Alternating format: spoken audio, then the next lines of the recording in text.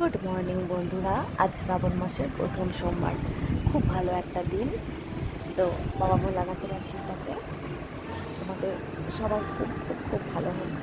আমার মেয়েকে নিয়ে বিছানা থেকে তোমাদের গুড মর্নিং জানালাম। তো দেখো আমার মেয়ে আমার হেডফোনটা নিয়ে ধরে আছে। তো সকাল সকাল মেয়ের জন্য জল গরম করে ফ্ল্যাক্সে ভরে নেবো। সোমবারটা তোমরা কে কীভাবে পালন করো আমাকে অবশ্যই জানাবে কমেন্টে। আমি সিদ্ধ ভাত খাই, নিরামিষ ভাত খাই। এখন রাত্রিবেলা ময়দা খাবো। অনেকে ফল খায়, অনেকে আতপ চালের ভাত খায়, একজন এক এক রকমভাবে সোমবারটা পালন করে থাকে। তো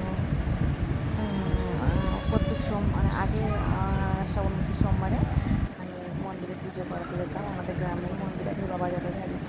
আবার অনেক সময় জপেশ্বর, মানে যুবতীরা জপেশ্বর শিব বাড়িও গিয়েছি। কিন্তু এখন ছোটো বাচ্চা নিয়ে কোথাও আর যাওয়া হবে না। বাড়িতে হয়তো শিব আছে, আমি সেখানে পুজো করবো। মনে ভক্তি থাকলে মন্দিরেও যা, বাড়িতেও তাই। মনে ভক্তিটাই আসল। ঠাকুর সব জায়গাতেই সমান, তাই না? এই সানস্ক্রিনটা আমি ইউজ করছি নতুন, কেমন তোমরা জানিও। তো আমার গালে যে নিচেটা দাগ পড়েছে, সেটার জন্য একটা ভালো সানস্ক্রিন ইউজ করতে বলেছে। তো সব ফুলই তুলেছি, কিন্তু সাদা ফুল তুলতে ভুলে গেছি। তাই আবার বাড়ি থেকে বেরিয়ে আমার বাড়ির মধ্যে কাঠটাকের ফুলগুলো তারা তুলে নিয়ে এলাম। এই দেখো আমার ফুল তোলা হয়ে গেছে।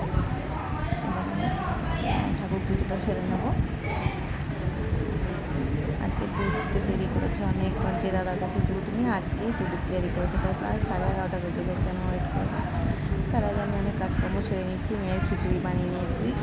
হ্যাঁ, এবার পুজোটা সেরে নিয়ে নিজে একটু কিছু খাবো, তারপর মেয়েটাকে খাওয়াবো। তো দেখো আমি ঠাকুরকে ফুল জল দিয়ে দিচ্ছি। ভুল দুটি ওরা ক্ষমা করো, আমার সঠিক নিয়ম মতো জানা নেই, আমি নিজের মতো করে দিই। ওই যে বললাম, মনের ভক্তিটাই আসলে।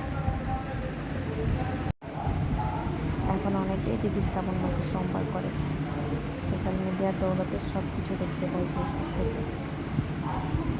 তোমরা কে কি শ্রাবণ মাসের সোমবার পালন করছো আমাকে জানিও।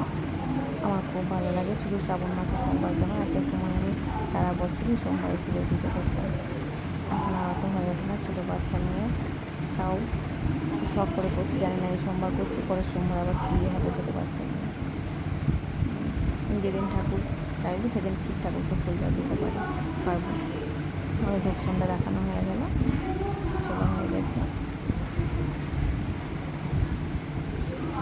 দুধটা ফুল আর বেলপাতাটা আমার হাজব্যান্ড বাইরে থেকে এনে দিয়েছিলো। বাকি সমস্ত ফুল আমার গাছে, আমার বাড়ির ফুল। আমার বাড়িতে প্রচুর রকমের ফুল আছে, প্রচুর জবা ফুটে, কলিকা ফুল সব আমার বাড়িতে হয়।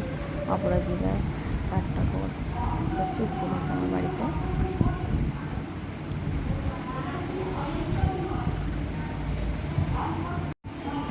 তোমরা কারা কারা মন্দিরে গিয়ে পুজো করলে আমাকে কমেন্টে জানিও।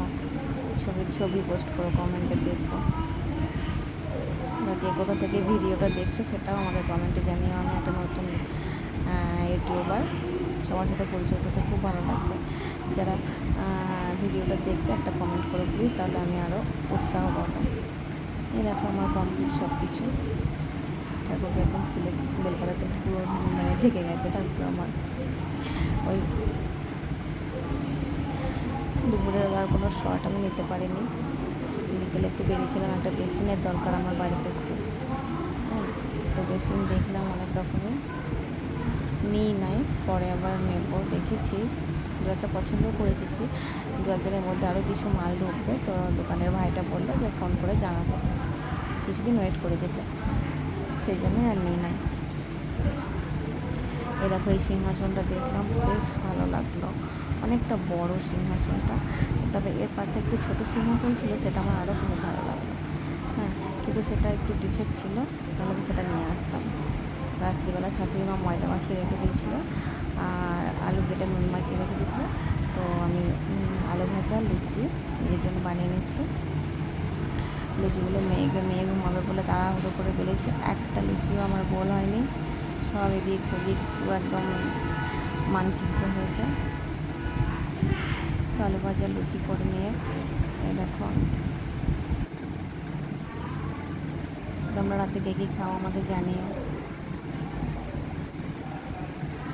মানে সোমবারটা স্পেশাল, সেই জন্যই বললাম যে তোমরা রাত্রিবেলা কে কী খাও আমাকে জানিও। অন্য দিনের কথা বলিনি। কেউ কেউ আবার বলবে রাত্রিবেলা কী খাই সেটা তোমায় কেন বলতে যাবো, কিন্তু না সেটা সোমবার করছো তাদের জিজ্ঞাসা করলাম যে রাত্রিবেলা কী খাও সেটা জানি না। এটা লুচিটা বেশ ফুলেছে, টেরা বেঁকা হলেও বেশ ফুলেছে। আমার শাশুড়ি মা ভীষণ ভালো ময়দা মাখায়, লুচিও করে খুব সুন্দর।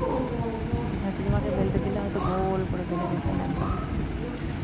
তো যাই হোক, আমার লুচি আলু ভাজা রেডি। ফুরি বাড়িতে কোনো মিষ্টি ছিল না, মিষ্টি থাকলেও ফ্রিজে থাকে, ফ্রিজে মিষ্টি খাওয়াও যেত না, সেই জন্য আমি একটু সুজি করে নিলাম শেষ মুহূর্তে। খুব একটা ভালো হয়নি, সে বাচ্চাদের খাওয়ানোর মতো সাদা সাদা সুজি করে ফেলেছি। যাই হোক, আমি খেতেও বসে পড়েছি। এই দেখো, চলো আর কি, আজকে দিনটা ভালোই কাটলো। দেখাবো পরের অন্য কোনো ব্লগে। চলো, গুড নাইট সবাইকে, সবাই খুব ভালো থেকো, টাটা।